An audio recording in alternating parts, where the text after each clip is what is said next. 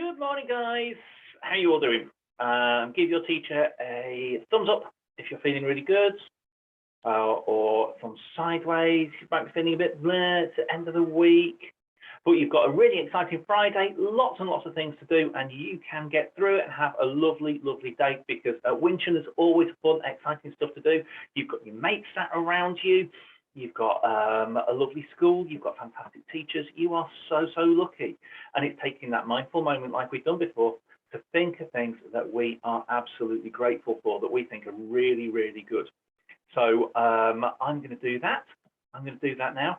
I am really grateful because when I got home yesterday, there was a little note through my door from a friend with a little present for each of us who go out cycling in this group together, and we'd all got one.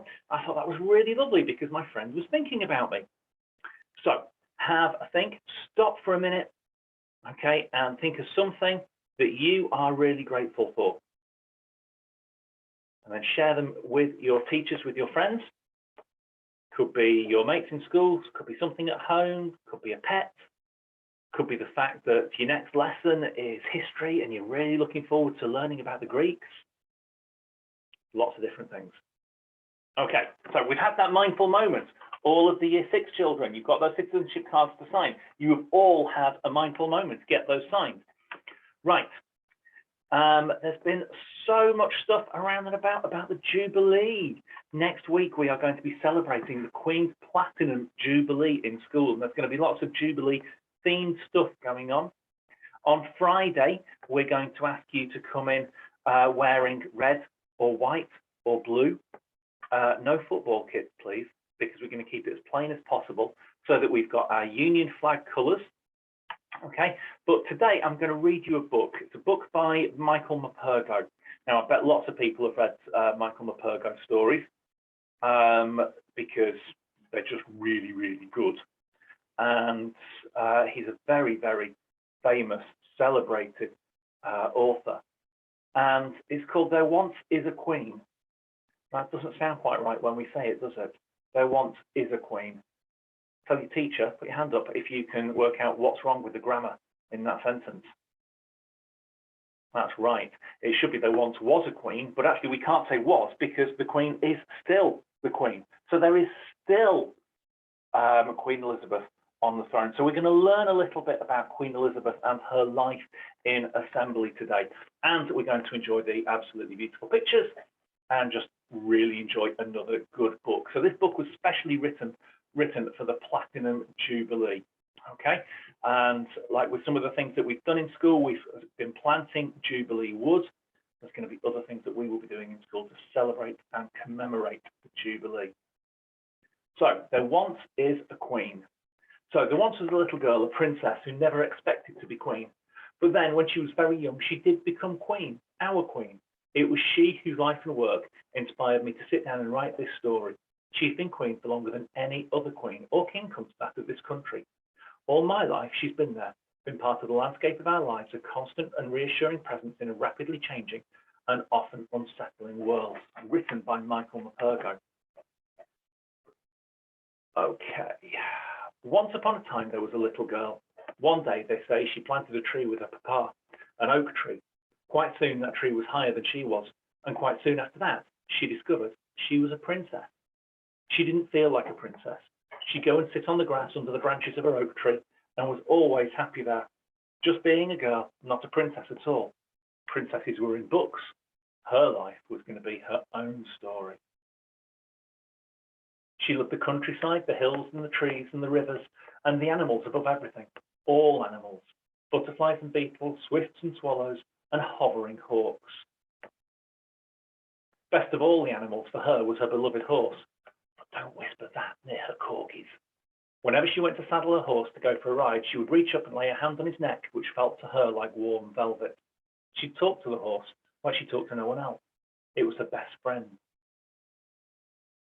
Then, while she was still young, there came a terrible war, like a storm raging through the skies, leaving behind lives destroyed, cities and towns in ruins.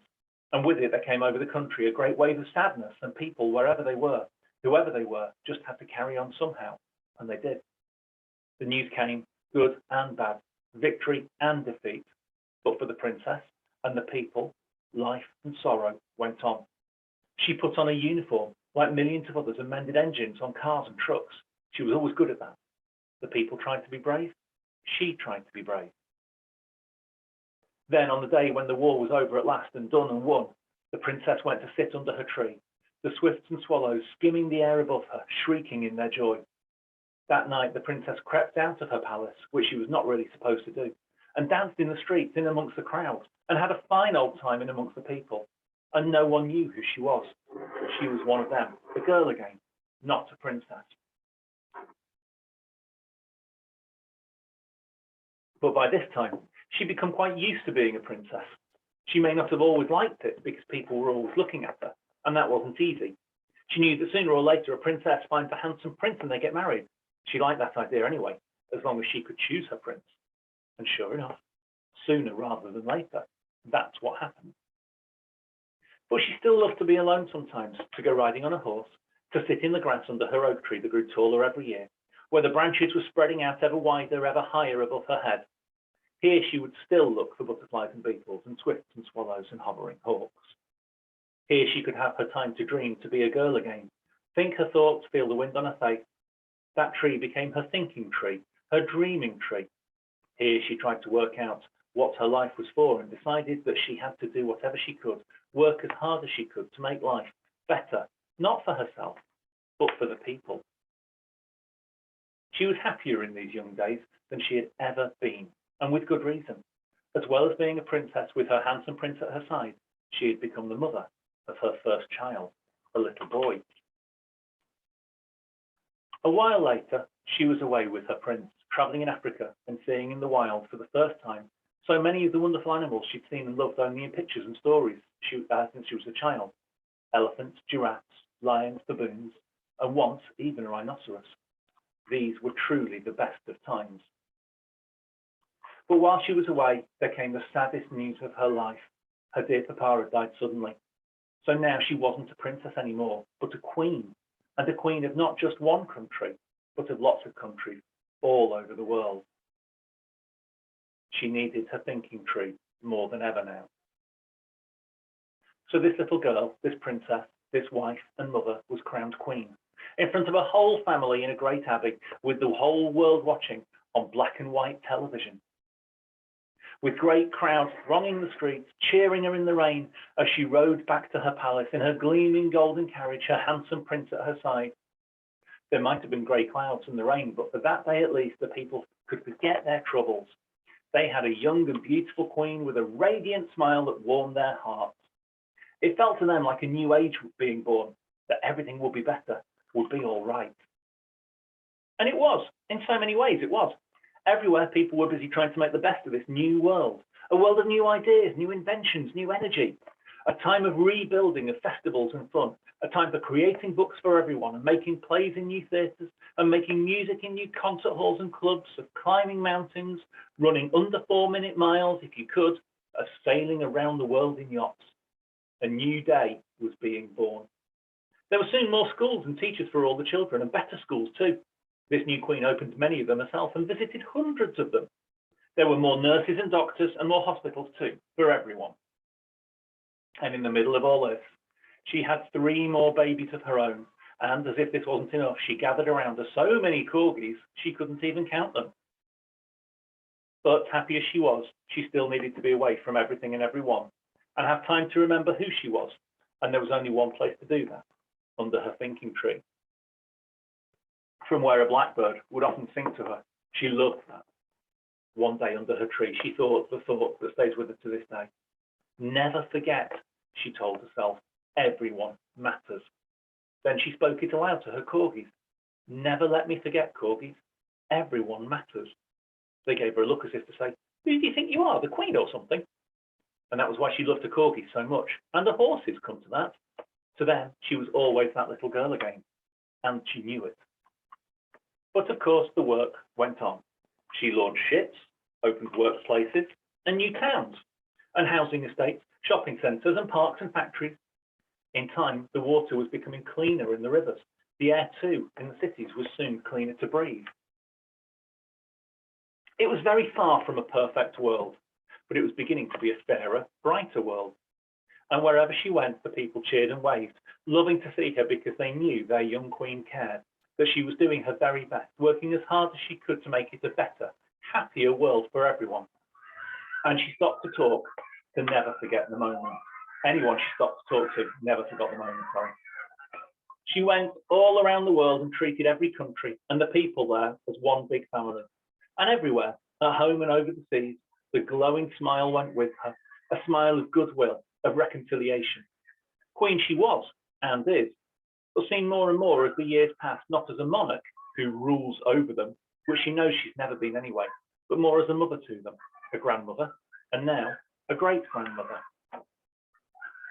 She's met and advised and befriended more prime ministers and presidents and kings and queens and emperors than anyone has had hot dinners, dined and eat than anyone has had hot dinners, dined and eaten danced with some of them, and treated them all as if they matter too, because they do, but no more than anyone else. This world has been changing fast about her, old ways fading away, a new tide of openness, of inclusiveness was sweeping in, new technologies endlessly reinventing themselves, changing our way of being, and she's adapted to them, embracing them when she saw they were good. The time she'd been born into has gone. She looks to the future, remembering the best of the past and acknowledging the worst, her words healing, full of hope and of grandmotherly wisdom, and always calling for greater knowledge and understanding, and for harmony between peoples and faiths and cultures. She knows how precious peace is, how important our rights and our freedom, how we treat one another and the world about us. And she's always there when she's needed, seeing the people through triumph and tragedy, standing beside them through sorrow and pain and joy, speaking truth from her heart. Back home with her own family growing up around her, she might go out riding less these days, but she still goes to sit under her oak tree, her thinking tree, her dreaming tree, the one she planted all those years before, and to rest under its shade, remembering the girl she was before she was ever a queen, a wife, a mother, or a grandmother. She remembers her handsome prince, sadly, no longer with her, and family and friends now gone. And she looks out again for the butterflies and beetles and swifts and swallows and the hovering hawks. And family apart, little brings her greater joy than to stand by a beloved horse, her hand resting on his neck, still feeling like warm velvet.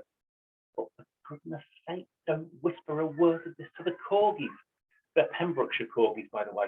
They are the drovers' dogs of old who drove cattle and sheep hundreds of miles to market. Working dogs, proper dogs, dogs for a queen and for a little girl. She's done her best, endured, as everyone must, difficult times and come through, done her work and goes on doing it. She's shown the way, encouraged and helped everyone to do the same, left the people in no doubt that they matter. No one, no more, could be asked of anyone. There once is a queen, ever constant to her people, familiar as family, but not simply a face on a banknote, not always being royal, though she's good enough at that, but best at being herself. That crown of hers looks heavy, never easy to balance. Didn't Shakespeare say it? Uneasy lies the head that wears a crown. Under her great oak tree, she's never uneasy. She's much more herself, wearing her scarf, not a crown, with her herd of corgis scurrying around her, a whole people's favourite granny. Probably, definitely, the most admired granny queen in the whole world. She's no fairy queen. Better by far, she's our queen, our granny queen. Bless her heart. What a lovely book. What an absolutely lovely book. And to think that that phrase that she used, that everyone matters, is so important. Because the Queen, from that young age when she thought that everyone matters, was thinking about the things that we believe in school and that we agree with in school, that everyone matters, that because everyone matters, we think about no outsiders, how everyone is welcome. The Queen made everyone feel welcome. We think about the global goals, we think about gender equality, about reduced inequality so that everybody has the same chances. This is what the Queen has been working towards her entire life.